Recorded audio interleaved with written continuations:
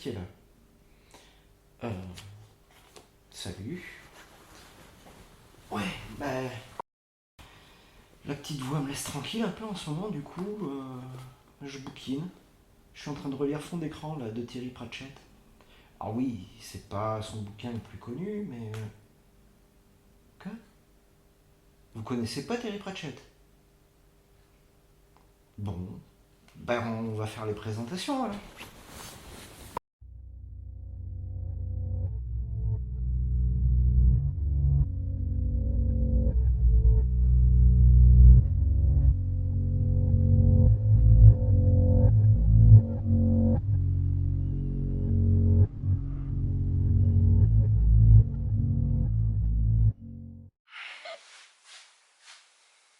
Donc Terry Pratchett est un petit gars du Minnesota.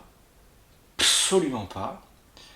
Terry Pratchett, de son nom complet, Terence David John Pratchett, mais on s'en fout, est devenu Sir Terence Pratchett en 2008. Ouais, le gars a été anobli par la reine. Et c'est ce gars-là. Voilà, la bonne bouille du papy qu'on aurait tous aimé avoir pour nous raconter des histoires. Alors même s'il a une bonne bouille, pourquoi est-ce que je vous parle de lui aujourd'hui et pas d'autres monuments de la littérature comme, je sais pas moi, Ray Bradbury, Mary Shelley ou Nabila? Oui, ce livre existe, oui. Non, je l'ai pas lu, non. Alors pourquoi Sir Terence et pas un autre? Et je vous en pose moi des questions? Pardon, excusez-moi. Je suis un peu nerveux en ce moment, mais c'est parce que j'essaie d'arrêter l'alcool. Bon, il court toujours plus vite que moi, mais j'y travaille. Qu'est-ce que je raconte comme connerie, moi? Donc, Terry Pratchett est un auteur hautement britannique qui s'est surtout illustré dans le domaine de la fantasy. Un auteur de fantasy qui est fait chevalier par la reine. Si ça pète pas la classe, ça. Il est né en avril 1948 et il nous a quittés le 12 mars 2015. Alors que Zemmour, toujours pas. Et il continue à écrire. On en viendrait à douter de l'existence de Dieu. Est-ce que je m'aventure sur un terrain glissant? Oui. Est-ce que c'est une bonne idée? Probablement pas. Est-ce qu'on va très vite changer de sujet? Grave. Le premier livre de Terry Pratchett est Le peuple du tapis, sorti en 1971 et en 1992. Oui, le gars a sorti 2 fois le même bouquin. Et il a sorti également une palanquée de bouquins excellents. Alors clairement, on ne va pas faire une liste exhaustive de ses œuvres. Hein. Rien que pour le Disque Monde, on est déjà sur 40 bouquins. Ça commence à... Voilà. Non, ce qui va nous intéresser ici, c'est pourquoi j'ai dû racheter certains de ses livres qui partaient en lambeaux à cause de relectures frénétiques. C'est rare. Alors, comment en est-on arrivé là? Pourquoi? Qui suis-je? Et à quelle heure est mon rendez-vous chez le psy? Pourquoi relis-je périodiquement et compulsivement les œuvres de Terry Pratchett? Je vois à ça 3 raisons. 3 raisons. Un univers riche et étendu. Et complètement dingue. Non, parce que quand tu pars du postulat que tes romans vont se passer sur une terre plate, posée sur 4 éléphants, eux-mêmes juchés sur la grande Atuine, la tortue céleste, qui vogue dans le silence éternel des espaces infinis, ça part déjà très loin dans le déjanté systémique. Mais le pire, c'est que ça tient debout, son bordel. Je sais pas comment il fait. On retrouve toutes les espèces les plus improbables. Ça va du troll de diamant au vampire photophile qui bosse dans une usine d'eau bénite, parce que pourquoi pas, en passant par le nain d'1,90 m et le orang-outan bibliothécaire qui ne veut pas qu'on le traite de singe. Et tout ce petit monde cohabite tant bien que mal avec son histoire, ses dieux, ses alliances, ses guerres, ses institutions, avec par exemple l'Université de l'Invisible, la Guilde des Assassins, et bien sûr le Quai des Orfèvres, le guet des Orfèvres. Et même son héraldique, son héraldique, bordel. Alors vous allez me dire, oui, tout ça, Tolkien, d'abord, lui, il a carrément créé un langage. C'est vrai.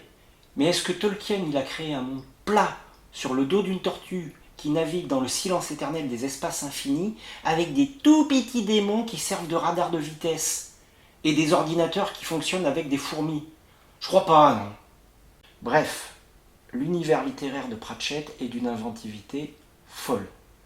Inventivité qu'on va bien sûr retrouver dans une galerie de personnages denses, mais denses. Vous n'avez pas idée. Une galerie de personnages haut en couleur. Bon, alors là encore, on va pas faire dans l'exhaustif, parce que je voudrais bien sortir de là avant l'hiver prochain. Mais je vais quand même vous citer Johnny et ses potes de la série Johnny Maxwell, que je vous conseille au passage, et qui m'ont tout l'air d'être un prototype des E qu'on retrouvera plus tard dans De bons présages, que Pratchett a écrit avec Neil Gaiman et que je vous conseille aussi.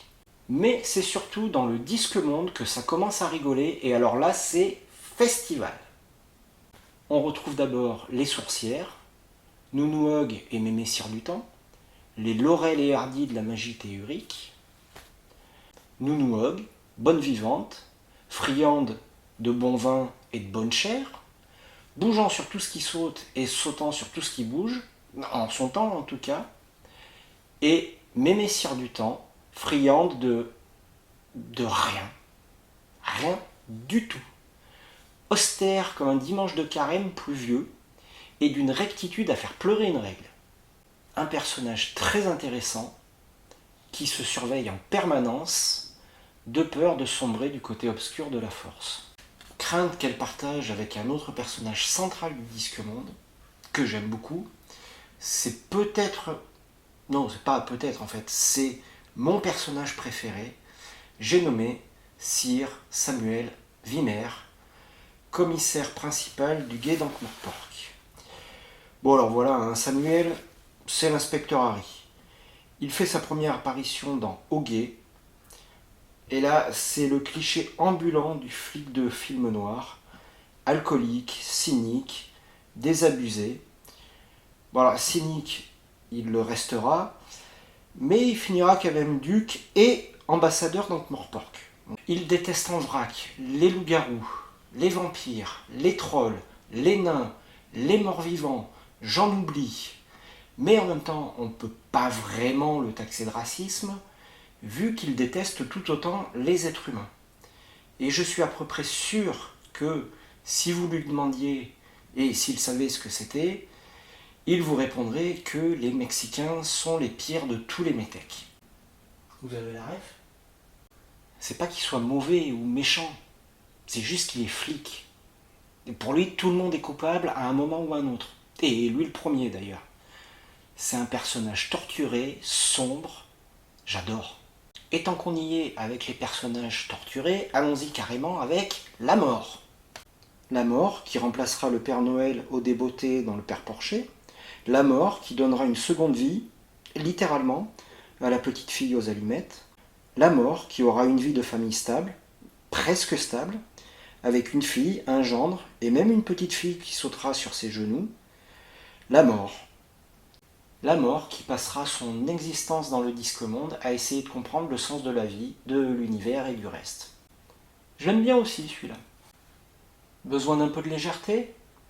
Je vous présente Léonard de Quirn, savant, inventeur, poète, peintre, botaniste, philosophe, sculpteur, mathématicien, génie, playboy, philanthrope, Ah non, pardon. Petite méprise. Oui, le gars, c'est carrément Léonard de Vinci, oui. Entre deux poèmes, il t'invente des armes de destruction massive. Pas méchamment, comme ça, pour tuer le temps en attendant la mort. Il a été enfermé dans une cage dorée pour éviter qu'il fasse péter la planète et la tortue avec. Enfin, c'est un peu plus tortueux que ça, mais je vous laisse découvrir. Ouais, par contre, c'est vrai que pour la légèreté, je me suis un peu foiré là, non? Bon ben, Rincevent alors. Le mage foireux, le poissard le plus chanceux du Disque Monde. Alors lui, il me fait penser à Bébel, période L'Homme de Rio, les tribulations d'un Chinois en Chine. D'ailleurs, il y a un de ses bouquins, Les tribulations d'un mage en Orient. Vous voyez le... Ah oui, non mais les gars sont balèzes. Hein. Alors lui, c'est le souffre-douleur de Pratchett et la bête noire de la mort, dont on vient de parler, parce que, quoi qu'il lui arrive, quoi qu'il fasse, où qu'il aille, et putain, il va... Oui, bah oui, il faut que je le jure de temps en temps, j'ai un cahier des charges carré carré. Et putain, il va voir du pays, ce gars-là ne peut pas mourir.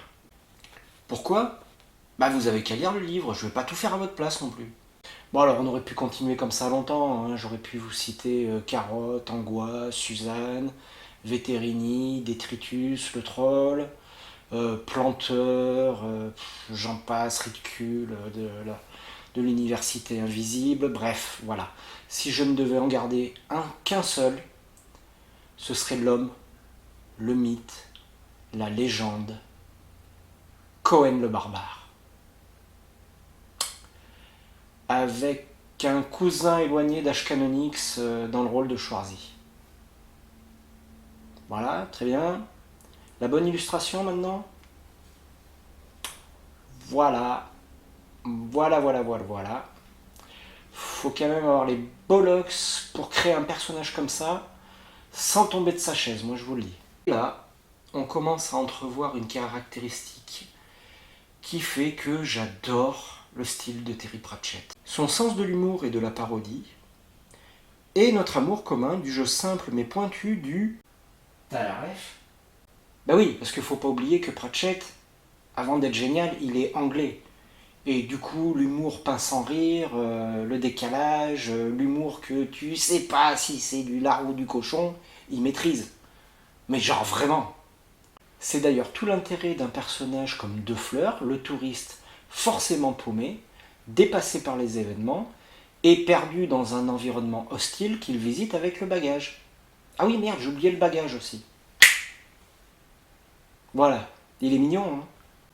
Deux Fleurs va aller se fourrer dans des situations complètement improbables parce qu'il ne pipe jamais rien à rien de ce qui se passe autour de lui.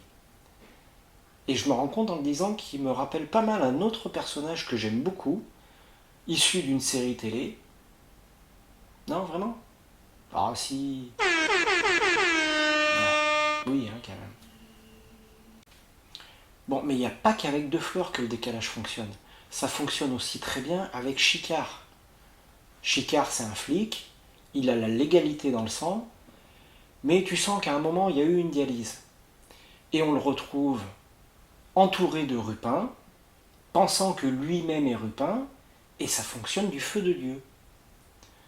Ça marche aussi très bien avec Carotte, qui est mi-flic, mi-idiot du village, mais surtout remi-flic derrière. Ce qui fait qu'on ne sait jamais très bien ce qu'il a derrière la tête, voire des fois s'il a quelque chose derrière la tête. Bon alors tout ça c'est déjà très cool, hein. Mais c'est pas tout. Parce que Pratchett, il a un art de la parodie et de l'art de la référence qui est juste... Oui, alors la parodie, c'est comme tout. Je veux dire, tout le monde ne joue pas dans la même catégorie. Tout en bas, au ras du sol, et qui creusent encore tellement profond qu'ils vont finir par trouver du pétrole, tu vas trouver des gars comme Seltzer ou Friedberg, qui ont été te commettre des immondices comme Spartatouille, des films chargés jusqu'à la gueule, à la fourche, de références auxquelles ils ont rien pipé. Un peu au-dessus, tu vas avoir des pécores comme moi, qui jouent les funambules entre le plagiat éhonté et l'hommage sincère. Encore un peu au-dessus, tu commences à avoir du bon, des Tarantino, des Joe Dante, des Hazanavicius. Regardez la classe américaine, c'est une pépite. Et tout en haut, oui, je peux pas monter plus haut en fait parce que ma main elle est accrochée à mon poignet. Mais tout en haut, vous avez Sir Terry Pratchett. Et les As et Mel Brooks, pour eux c'est une sorte de religion donc ça compte pas. Et puis de toute façon c'est pas le sujet du jour. Terry Pratchett a nourri son œuvre d'absolument tout. Tout y est passé. Cinéma, politique, rock'n'roll, histoire, polar noir, religions diverses et variées, tout y est passé. Le tout en gardant une structure cohérente. Et en plus, en faisant évoluer son univers au sein de cette structure. Et ça, c'est beau. Le mec a fait référence en vrac à Mad Max, l'inspecteur Harry, la religion persantique, les films de bourre-pif chinois, les Beatles, James Brown, Alan Poe, Shakespeare, les Blues Brothers, Excalibur, Al Capone, le Hollywood classique, et sans doute un bon millier d'autres trucs que j'ai pas encore repérés dans ces livres, ou que je connais encore tout simplement pas, parce que le mec tape très, mais alors très large. Et là, je parle que du Discommande, hein. Et ça, c'est très cool.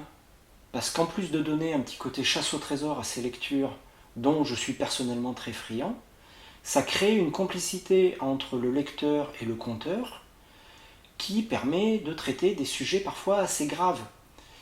Et ça, sans avoir l'air d'y toucher. Plusieurs degrés de lecture et des sujets sérieux. Parce que bon, Pratchett, c'est pas juste de la fantasy tagada poète basée sur le décalage et la référence en mode clin d'œil. Ça peut être lu comme ça, et c'est déjà très cool. Mais on va voir maintenant qu'il y a un peu plus que ça. Déjà, à travers l'évolution des personnages. Parce que pas besoin de vous dire qu'en une quarantaine de volumes, ils ont le temps de gagner en XP. Et ils gagnent en XP. Un peu comme dans une série télé en fait. Une bonne série télé. Ah ben oui, faut qu'il y ait un minimum. Hein. À ce titre, Samuel Vilner, je trouve, est un bon exemple. Il commence flic, mais surtout ivrogne, et finit duc d'Ankh-Morpork. Duc ou vicomte, je sais plus. Enfin, il finit anobli, ce qui est déjà pas rien. Marié, situation stable, tout roule. Il redresse le guet, parfait. Von Lipstick pourrait être un autre bon exemple. Il a été beaucoup moins développé parce qu'il a été créé dans les derniers personnages de Pratchett et qu'il n'a pas eu le temps de le faire évoluer, je pense, comme il aurait voulu. Mais en quelques volumes, on passe d'un gars qui était escroc à la petite semaine à redresseur des institutions d'Ankh-Morpork. Voilà. Bon, sous la contrainte et la menace du tyran local, mais quand même.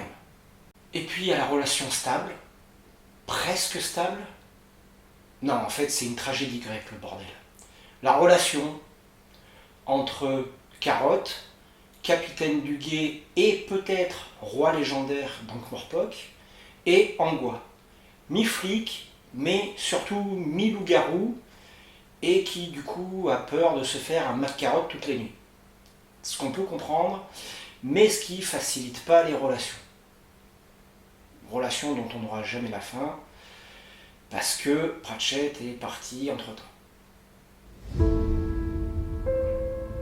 Ça, c'est à l'échelle juste humaine. Maintenant, qu'est-ce que ça peut donner à l'échelle d'une société, d'une planète? Entre autres, Pratchett a traité le rapport et les inégalités entre hommes et femmes. Beaucoup à travers le personnage des sorcières, personnage assez marqué symboliquement, et à travers leur rapport conflictuel avec les mages. Mais au-delà des sorcières, Pratchett a créé énormément de personnages féminins forts. Il y a Angua, on en a déjà parlé, Suzanne, petite fille de la mort à l'occasion et botteuse de cul de monstre, Sibylle, la femme de Vimer, et éleveuse de dragons, hein, voilà, ça pose, Hilar, qui se rase la barbe comme d'autres porteraient une mini-jupe. Oui, parce que Hilar est un nain, enfin une naine du coup. Enfin, au final, je crois qu'il n'y ait pas un personnage féminin créé par Pratchett qui ne soit pas à un moment ou à un autre un personnage féminin fort. Il a également parlé du racisme, qu'il soit ordinaire ou systémique, et l'a illustré à travers le sort réservé aux nains, aux trolls, aux golems, dans la grande ville qu'est Ankh-Morpork, et à travers le microcosme qu'est le guet des orfèvres, où toutes ces espèces se retrouvent collègues. Et avec le racisme vient le communautarisme, l'immigration, l'esclavage, autant de sujets traités dans des livres comme Jeux de nains, Pieds d'argile et Coup de tabac. Mais au-delà de ces sujets dont j'ai déjà parlé, il y en a un qui les regroupe tous, c'est le rapport dominant-dominé qui sous-tend finalement toute l'œuvre de Pratchett, au-delà du disque-monde, mais qui dans cet univers est très bien illustré par le rapport entre Veterini, donc le tyran d'Ankh-Morpork, et Sam Wimmer.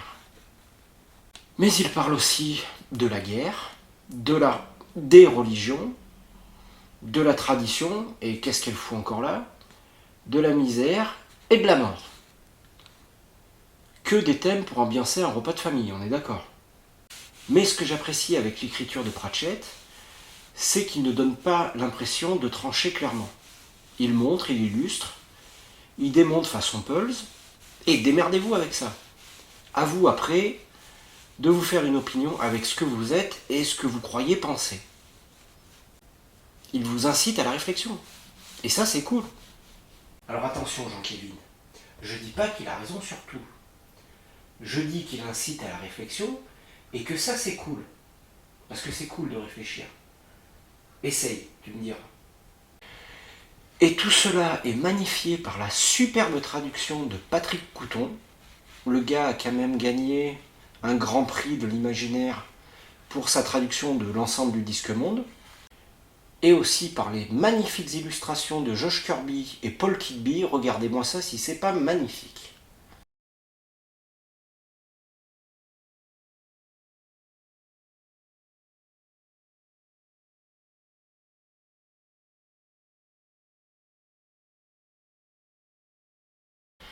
Alors voilà, je pourrais vous parler de Johnny Maxwell, du Peuple du Tapis, du Grand Livre des Gnomes, de Bon Présage, génial, qu'il a coécrit avec Neil Gaiman, mais je pense que vous avez compris l'idée. Si vous ne connaissez pas Terry Pratchett, lisez Terry Pratchett. Si vous connaissez Terry Pratchett, relisez Terry Pratchett. Il n'y a pas de raison que je sois le seul à racheter 5 exemplaires d'un même bouquin. D'ici là, prenez soin de vous et prenez le temps d'y penser. Qu'est-ce que je raconte, moi ?